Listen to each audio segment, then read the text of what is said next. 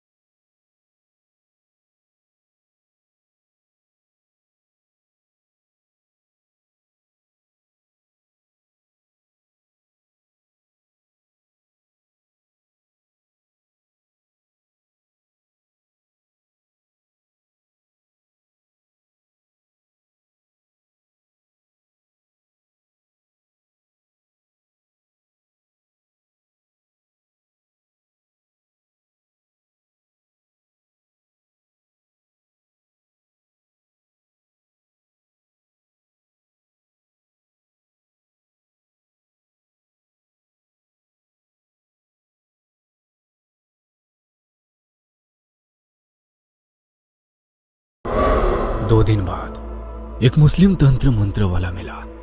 माँ और पापा को उस तांत्रिक ने कुछ भभूत पढ़कर दी, जिसे विनी के कमरे में छिड़कना था और घर के बाकी हिस्सों में भी छिड़कना था।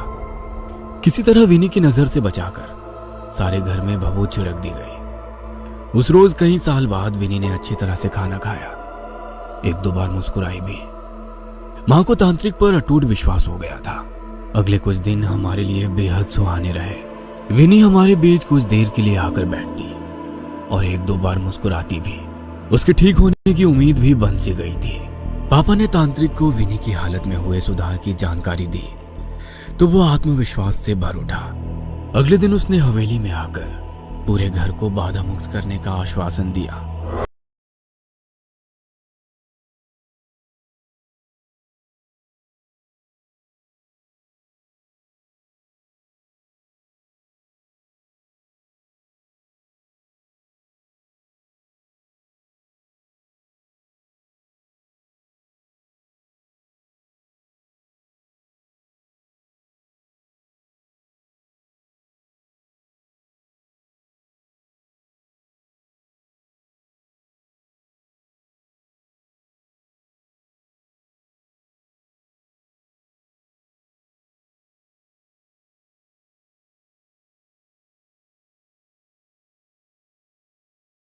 आ रहा था, भी अपने कमरे में जाने को तैयार नहीं था किसी तरह सोनी को माँ पापा के पास सुलाकर मैं और सचिन अपने कमरे में लौट आए। समझ नहीं आ रहा था कि इस हवेली को मनोज कहूं या लकी। इस हवेली में आने के बाद पापा ने बहुत तरक्की की है। भला कोई भूतिया घर भी किसी के लिए शुभ हो सकता है? कहीं विनी को कोई मानसिक परेशानी तो नहीं हो गई जो वो ऐसी हरकतें कर रही है? लेकिन ओझा का उसी समय गिरना, डॉक्टर का कहना कि ओझा को हार्ट अटैक आया था, वो तो किसी को भी हो सकता है। मैं अपनी आंखों से देखे हुए सच को विज्ञान की कसौटी पर रखकर झुटलाने का प्रयास में लगा था। रात के 12 बजे तक सचिन सो गया था, लेकिन मेरी आंखों में नींद नहीं थी। माँ पापा और सोनी का हाल जानने के लिए मैं उनके कमरे की ओर जाने के लिए निकला तो देखा विनी पापा मम्मी के कमरे के बाहर खड़ी सिसक रही है।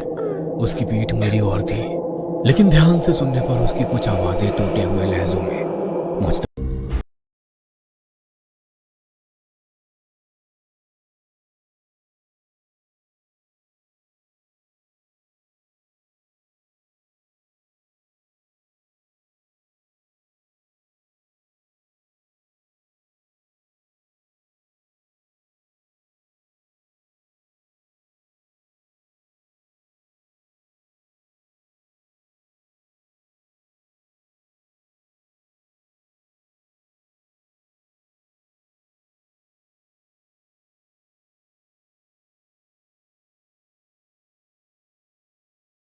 रहे थे।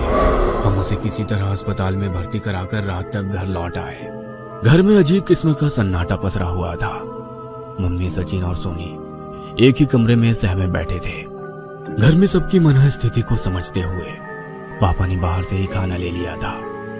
खाना खाने के बाद कोई तक पहुंच रही थी।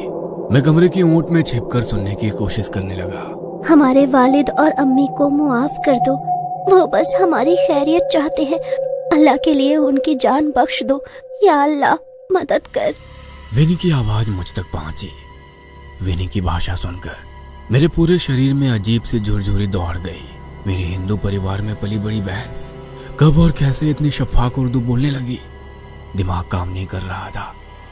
अचानक ही प्यास से मेरा गला सूखने लगा। वो किससे याचना कर रही थी? क्या रहस्य है इस उर्दू का? मैं समझ ही नहीं पा रहा था। अगले कुछ दिन विनी ने अपने कमरे में ही बिताए। तीसरे दिन खाने की टेबल पर बैठते हुए उसने मां से खीर खाने की फरमाइश की। मां ने खुशी खुशी उसके लिए खीर बना दी। फिर धीरे धीरे उसकी खाने को लेकर मांग बढ़ती ही गई।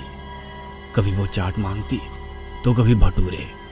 बस अपना खाना सीधा कमरे में उठाकर ले जाती। उसका पहनावा, रहन सहन सब मुस्लिम महिलाओं की तरह हो गया था। एक रोज मां को बूढ़ी मां की याद आई। वो अम्मा भी तो मुस्लिम ही थी ना, कहीं उन्होंने ही तो कोई टोना टोटका नहीं करा दिया मेरी बच्ची पर। मां अब अम्मा को ही कसूरवार ठहरा रही थी, लेकिन किया क्या जाए? ऐसा आसानी से तो वो मानेगी नहीं कि उन्होंने टोटका किया है। किसी तांत्रिक की ही मदद लेनी पड़ेगी। मां ने शाम को पापा को अपने दिल की बात बताई। मैं अभी हॉस्पिटल से उस ओझा को देख कर आ रहा हूँ।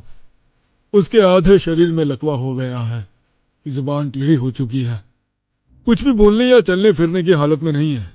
मुझे देखकर वो अजीबोगरीब घेंघे जैसी आवाजें निकालने लगा। मुझे नहीं लगता अब कोई भी तांत्रिक इस हवेली में आना चाहेगा। फिर भी मम्मी के कहने पर अपनी बच्चे की सलामती के लिए पापा कहीं तांत्रिकों के पास भटके, किंतु कोई भी मदद को तैयार नहीं हुआ। 2 महीने बीत गए थे। हम सभी निराश हो चुके थे। पापा ने बहुत कोशिश की उनका ट्रांसफर हो जाए, लेकिन कोई काम नहीं बन पा रहा था। ऐसा लगता था मानो हम बंद गए हैं इस हवेली में। इधर विनी की हरकतें कुछ ज्यादा ही अजीब हो गई थी। उसकी तबीयत खराब सी रहने लगी थी। 1-2 बार वो चक्कर खाकर गिर पड़ी थी। जब एक दिन उसने खाने को देखकर उल्टी की तो माँ घबराने लगी। कोई उपाय ना सोचता देखकर माँ ने बूढ़ी अम्मा के पास जाने का निर्णय लिया। किसी तरह पूछते पूछते माँ अम्मा के घर पहुंची। छप्पर का एक कमरे का मकान था। घर के सामान के नाम पर कुछ बर्तन और एक चारपाई रखी थी। माँ को देख वो थोड़ा परेशान सी हो उठी। मालकिन, कैसे आना हुआ? मुझे बुलवाया होता। अम्मा, मेरी किसी बात का बुरा लगा हो तो मैं माफी मांगती हूँ। कैसी बातें करती हैं मैडम जी? कुछ बात हुई है क्या?